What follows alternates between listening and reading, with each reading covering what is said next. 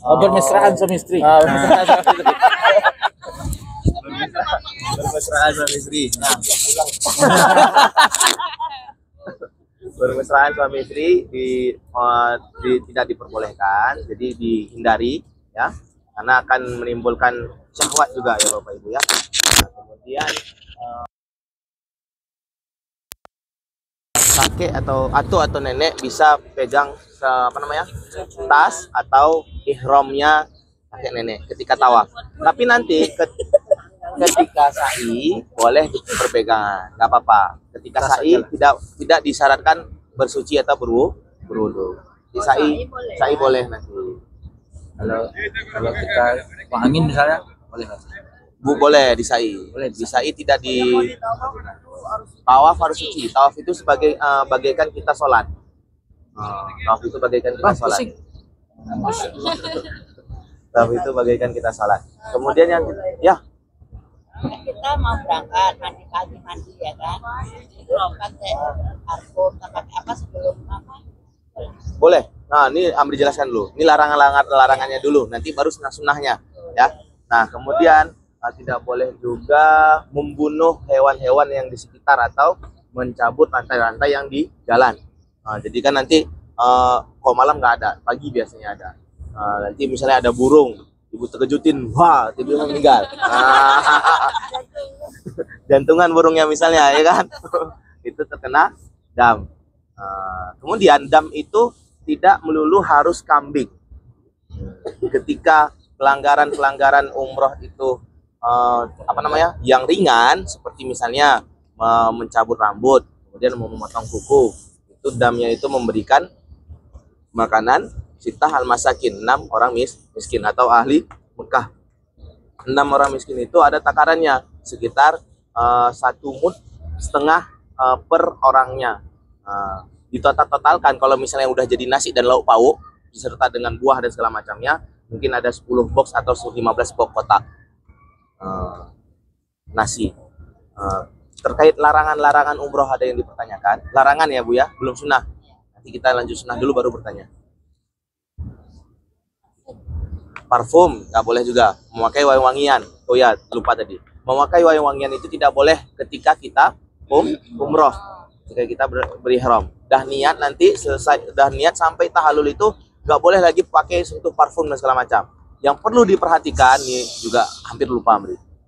Sabun, segala jenis parfum nggak boleh. Skincare, body lotion, lipstick, apalagi maskara yang ada berbau, apalagi bedak, sabun cuci tangan, minyak kayu putih, fresh care, balsam, apalagi itu dari niat sampai tahalul nggak boleh.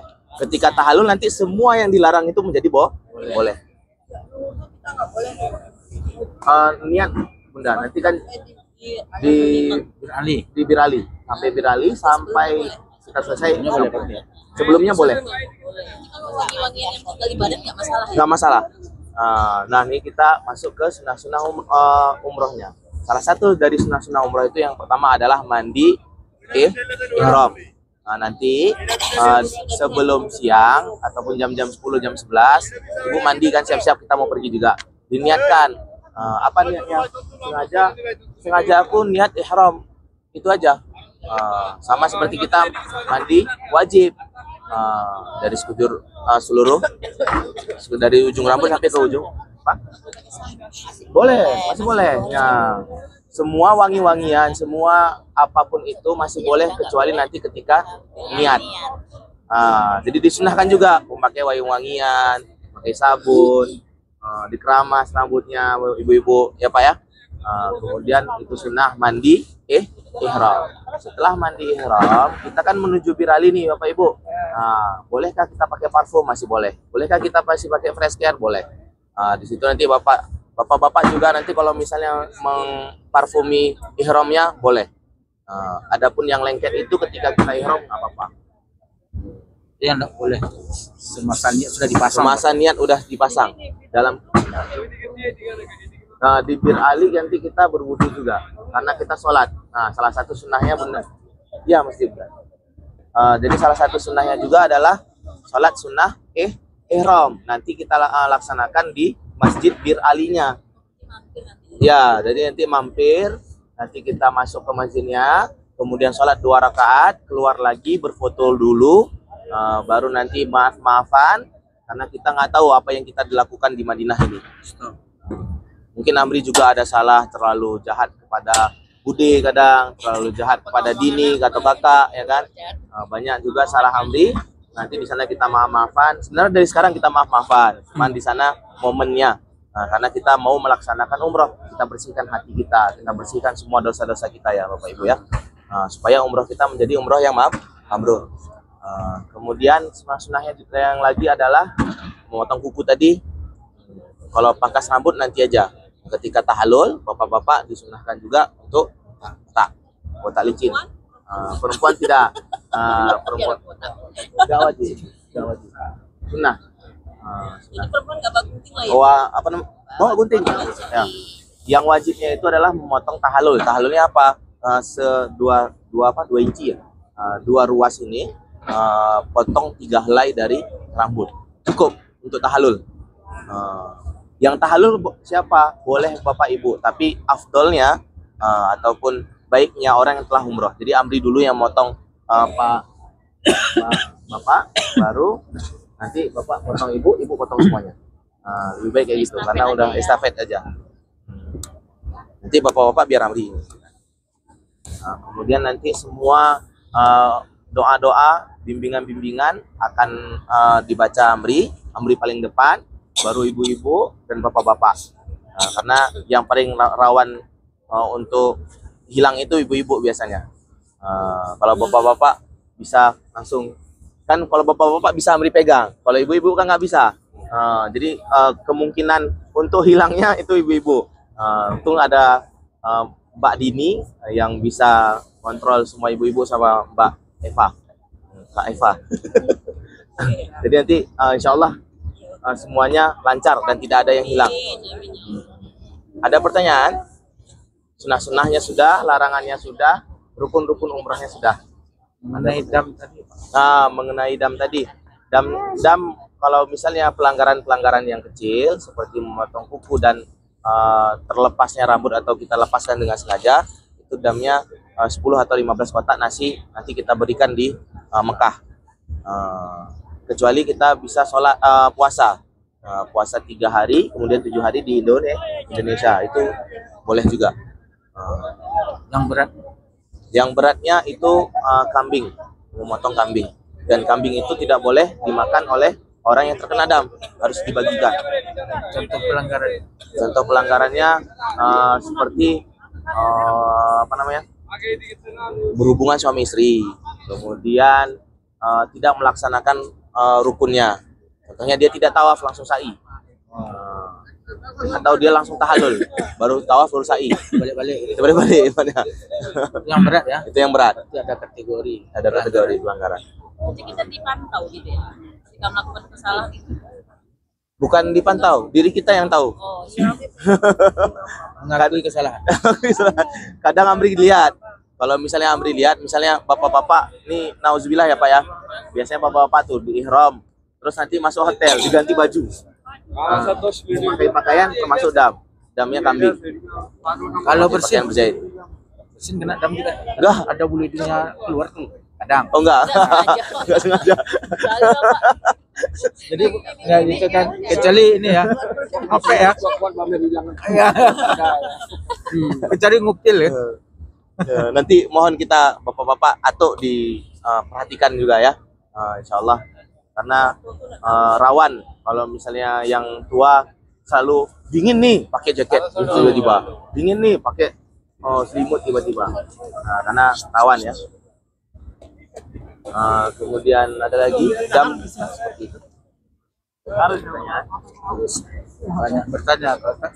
Ya, kadang Amri juga lupa menyampaikan. Udah ada di kepala nih, tapi lupa disampaikan. Ada pertanyaan? Kemudian kan kita lagi tadi kan ibunya batal. kadang kita ada spray yang di Iya. air.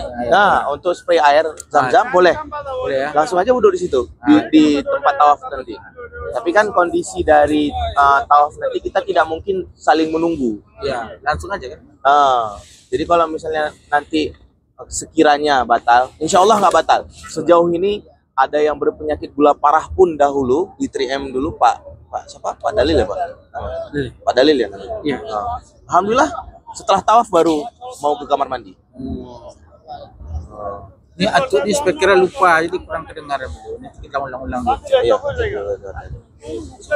Nggak dengar ya tuh. Apa volumenya nak tabawa na raw. Ano? Tahu mana tinggal ya. Ano lai? Lang. Gitu.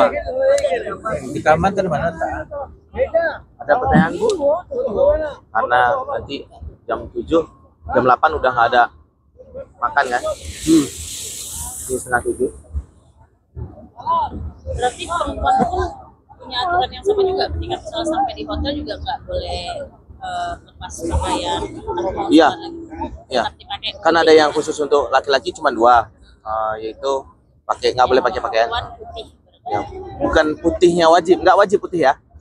Kalau Pakaian berangkat tuh berangkat aja supaya seragam aja. putih, ya, apa juga ada. Pakaian yang wajib untuk perempuan itu adalah menutup semua auratnya. Apa?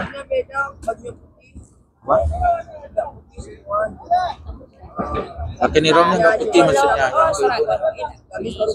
Nggak apa-apa. Oh, nggak diwajibkan. Nggak diwajibkan, Kalau perempuan yang penting wajibnya bisa tahu. Iya, yang wajibnya tutup aurat dalam syariat. Cuman karena kita rombongan, nanti supaya fotonya cantik-cantik, Seragam. seragam semuanya. Nanti umroh kedua mau pakaian bebas pun nggak apa-apa. Ya, umroh pertama putih semua. Kalau bapak-bapak kira Tetap ihram mau bapak. jangan pula di gamis pula bapak kacau. Ada pertanyaan? Badal umroh. Oh iya betul. Adapun badal umroh Bapak Ibu, badal umroh itu adalah membadalkan orang-orang yang pertama syaratnya telah meninggal, telah wafat. Apa? Dia umroh keduanya. Dia umroh keduanya yang mau badal silahkan, boleh dibadalkan. Tapi kalau misalnya nggak sanggup, nggak apa-apa. Di ke hotel aja nanti. Ya, kita kan ambil di mikotnya nanti di Mekah, kalau nggak di Sayyidah Aisyah di naik bus. Jadi kita setelah Mazarat, setelah keliling kota Mekah, baru nanti pulangnya ngambil mikot, makan zuhur dulu. Zuhur ada jadwalnya nanti insya Allah. Dibimbing. Umroh kedua dibimbing, umroh ketiga yang masing-masing. Umroh ketiga itu biar bisa merasakan ibadah sendiri. Ambil mikotnya tapi dibimbing. Yang umroh ketiganya ada di belakang Pak. Umroh ketiga nggak dibimbing. Ya, yang ke umroh ketiga itu nanti setelah pulang dari kota Taif. Ya. Sebenarnya umroh itu nggak mau setiap hari pun nggak apa-apa. Yang penting kuat, yang penting tahu fisik sendiri. Karena yang tahu diri sendiri itu kita diri sendiri Pak, Bu. Amri nggak bisa maksa. Ustaz, boleh kawanin ke ambil mikot? Boleh. Kita temenin, cuman nggak dibimbing. Karena kan umroh pertama udah tahu, umroh kedua udah tahu, udah terbiasa nih. Besoknya mau umroh lagi, nggak apa-apa, kita temenin. Cuman umrohnya umroh sendiri. Amrinya nggak sanggup maksudnya. Amrinya nggak sanggup. Berarti kalau tawaf sehari boleh. Tawaf ada 2, tawaf sunnah sama tawaf wajib. Tawaf wajib itu kapan? Ketika tawaf kita umroh. Tawaf sunnah kapanpun itu boleh. Tawaf sunnah kapanpun itu boleh. Sama 7 putaran juga. Doanya juga terserah. Apa? Nggak perlu ambil. Kemudian baca-bacaan terakhir nih, paham juga. Dari Hajar Aswad sampai ke Rukun Iraqi,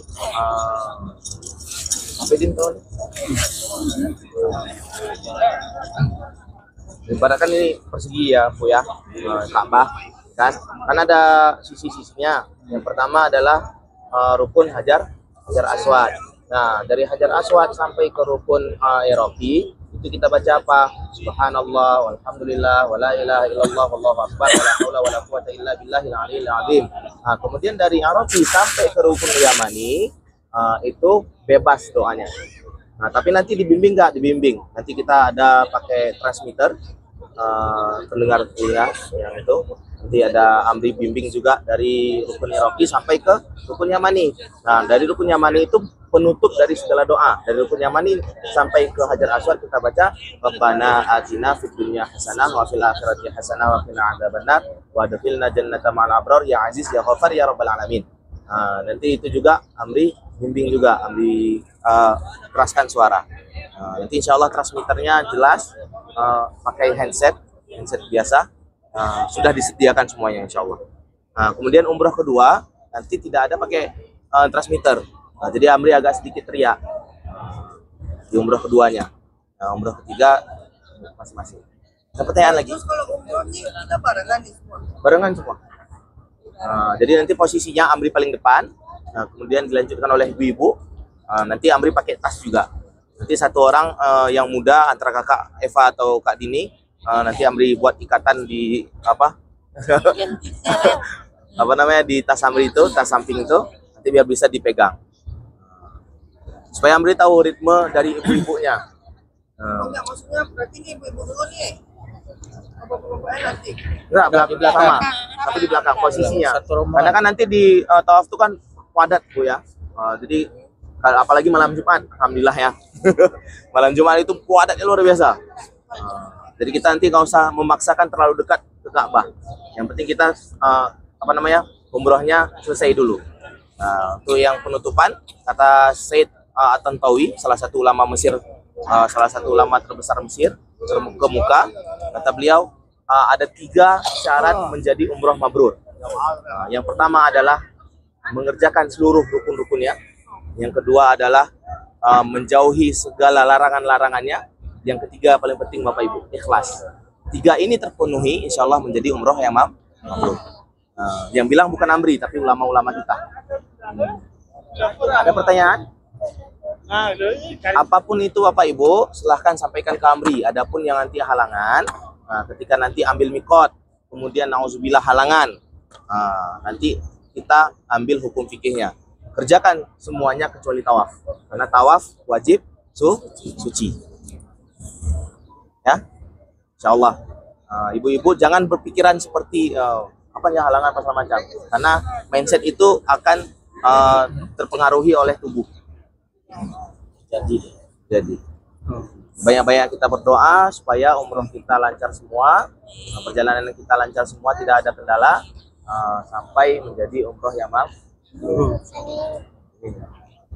Mungkin cukup sekian, akhiri. Assalamualaikum warahmatullahi wabarakatuh. Nanti kita habis makan berarti belanja nih.